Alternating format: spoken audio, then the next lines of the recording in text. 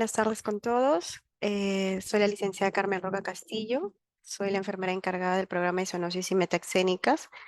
En esta oportunidad, pues les vengo a hablar sobre el esquema de vacunación en casos de rabia, ¿no? Vacunas de la vacuna antirrábica. Vamos a empezar con un simple concepto de lo que es la rabia. La rabia va a ser una enfermedad mortal que va a ser causada por un virus y este se va a transmitir a través de una mordedura en un animal infectado, ¿no? En este caso puede ser un animal doméstico, sea el perro o el gato, o en cuestión de animales salvajes, el murciélago. ¿Cómo se transmite la rabia? Para poder transmitir la rabia, primero tiene que haber una mordedura, un rasguño o tiene que haber tenido un contacto con la saliva de algún animal que esté contagiado con rabia.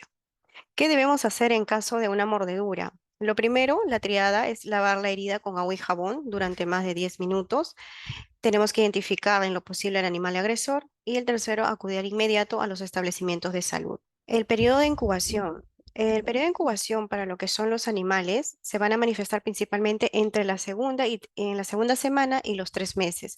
Aunque este periodo puede variar también el periodo de incubación y puede extenderse desde 10 a 6 meses, incluso hasta un año. Y en este tiempo el animal contagiado pues no presenta incluso ningún síntoma.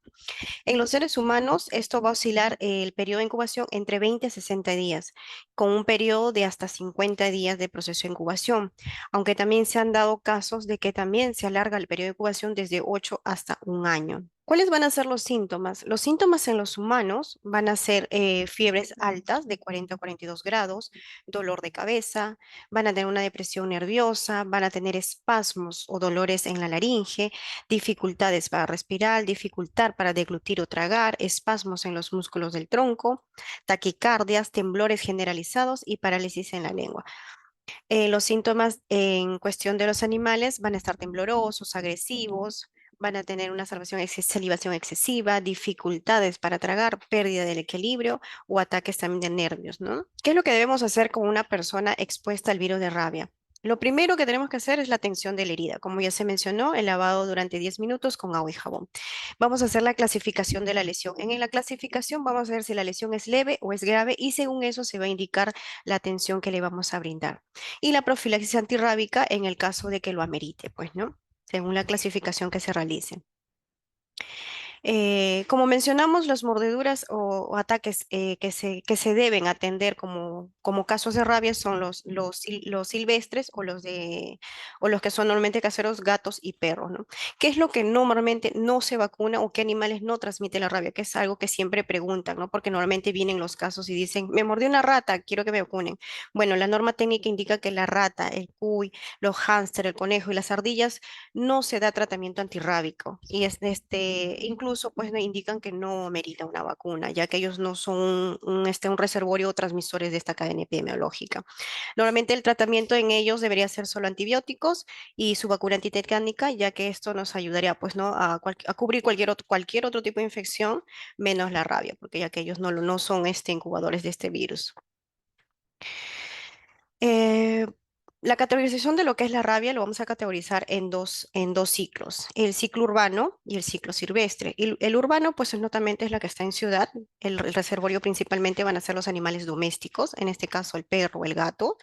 La transmisión va a ser predominante a través de una mordedura de un perro infectado, claramente. La interacción con el humano, pues va a ser la transmisión, va a ser al ser humano, va a ocurrir mediante la mordedura de un perro o un gato infectado en este caso, ¿no? En el ciclo silvestre, pues el reservorio va a ser un mamífero salvaje, especialmente los murciélagos, que son los que van a transmitir este virus. La transmisión va a ser principal entre animales salvajes, donde los murciélagos van a actuar como reservorio del virus, ¿no? Y los van a ser los que van a propagar este virus directamente a otros animales de esa misma zona. Y la interacción con los humanos va a ser por la exposición humana, va a ser solo a través de las mordeduras de estos animales salvajes infectados, pues, ¿no? Con respecto a la definición de los casos de rabia, en rabia humana nosotros vamos a clasificar los casos en caso probable, caso confirmado y caso contacto. ¿Cuándo decimos que es un caso probable? Un caso probable es cuando el individuo empieza a presentar cuadros clínicos como neurológicos agudos, por ejemplo, episodios de hiperactividad, se va a seguir de parálisis, por ejemplo, y procede con la evolución del coma. Y finalmente, pues termina en la muerte, ¿no? Debido a la insuficiencia respiratoria, ya que los músculos se tienden a paralizar, manifestándote estos síntomas entre los 5 y 10 días después del inicio del primer síntoma. Cuando decimos que es un caso confirmado, es cuando el caso probable pues ya se ha certificado mediante las pruebas de laboratorio, sea post-mortem o ante-mortem. El post-mortem pues va a ser realizada por una muestra encefálica, la cual va a dar la confirmación mediante una prueba positiva.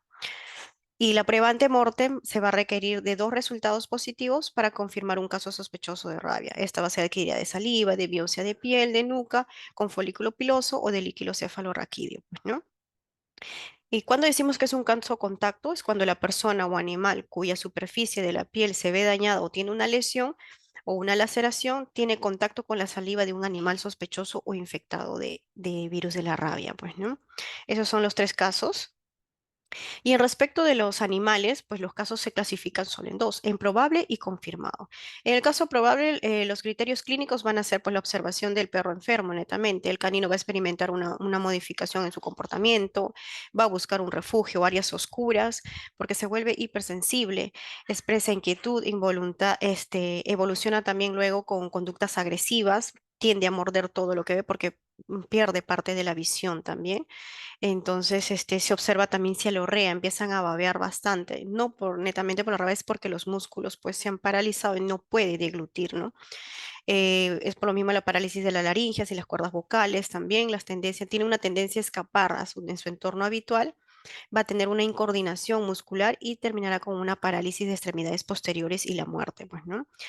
Y con respecto a la evaluación de criterio epidemiológico, va a ser de acuerdo al historial de mordedura de origen de zonas endémicas con una duración de enfermedad que no exceda los 10 días, ¿no?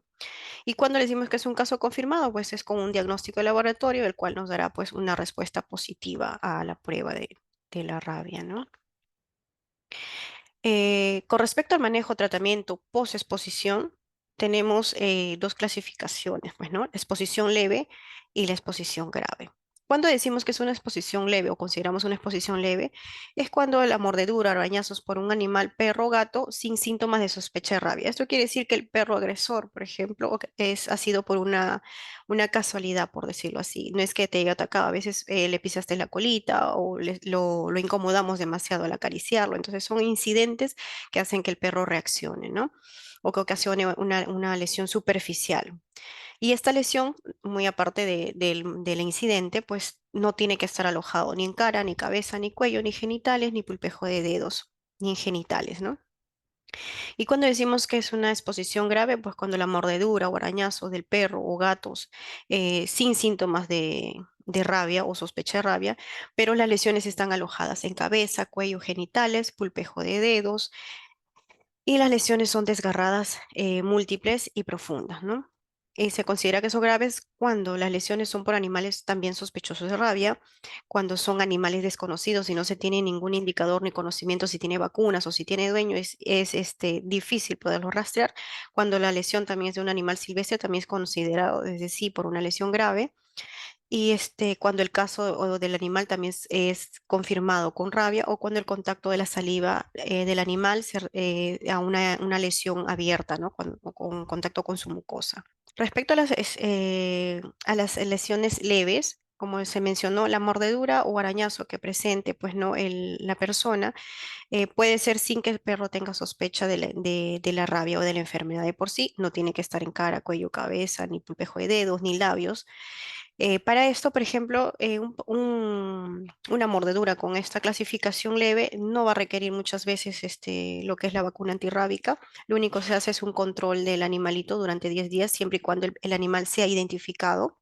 Y se debe indicar vacunación si en caso el animal en ese periodo de 10 días muere, desaparece o se pierde o etc. y no se sabe nada, se empieza lo que es la vacunación, pues, ¿no? Porque es una sospecha de rabia. Respecto a las exposiciones graves, como se mencionó, las lesiones tienen que estar netamente en cara, cabeza, cuello, pulpejo de dedos y manos. Las lesiones tienen que ser múltiples, tienen que ser profundas.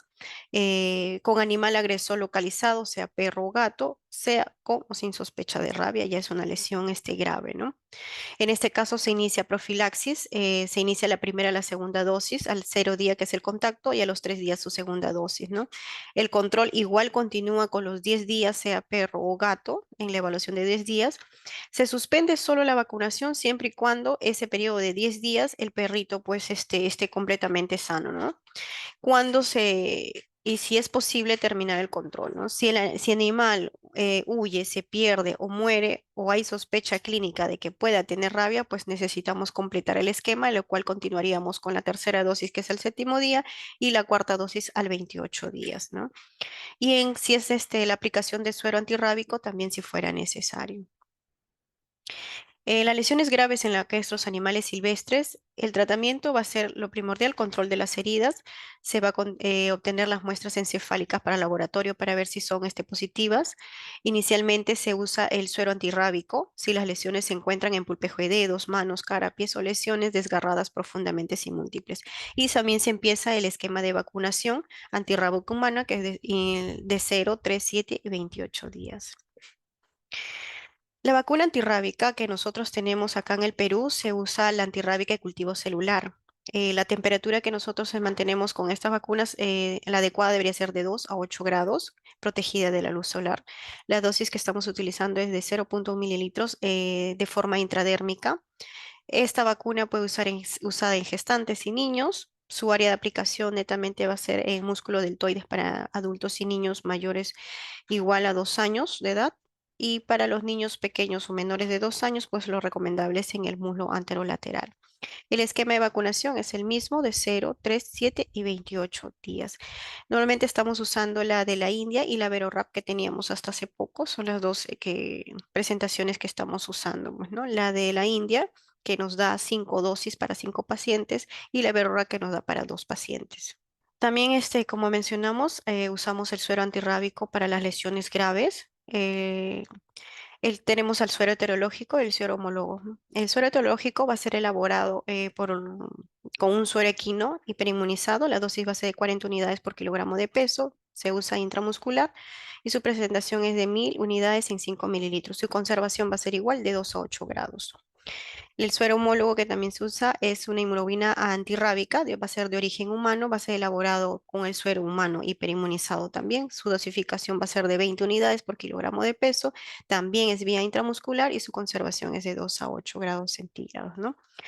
La inmunoglobulina equina purificada es potente, segura, hay pocos eventos adversos y no se recomienda con pruebas cutáneas, pues, ¿no? Esos son los dos tipos de sueros que utilizamos normalmente aquí. La aplicación, pues, netamente se da en las lesiones que tiene el paciente, ¿no? ¿Cómo se administra el suero antirrábico en una exposición grave? Se debe realizar a nivel hospitalario. Se puede administrar antes de la tercera dosis de la vacuna, de las vacunas cultivo celular. El suero debe infiltrarse alrededor de la lesión y dentro de las heridas hasta donde sea anatómicamente posible. Y el restante de la dosificación del suero, pues se debe administrar vía intramuscular como una dosis única. Respecto a la atención expuesta a un virus antirrábico del ser humano, pues, ¿no? De nosotros, la prescripción y manejo y tratamiento antirrábico netamente viene siendo la responsabilidad del médico tratante. La administración de los biológicos y seguimientos del esquema prescrito va a ser de la enfermedad licenciada en este caso. Y lo que es el control ambulatorio domiciliario del animal o mordedor va a ser responsable tanto el veterinario o los puestos de salud, ¿no? Que son los que deberían hacer el seguimiento a los animalitos en este caso, ¿no? Que estén en observación, que sean observables. Bueno, eso es todo con respecto a lo que es el esquema de vacunación.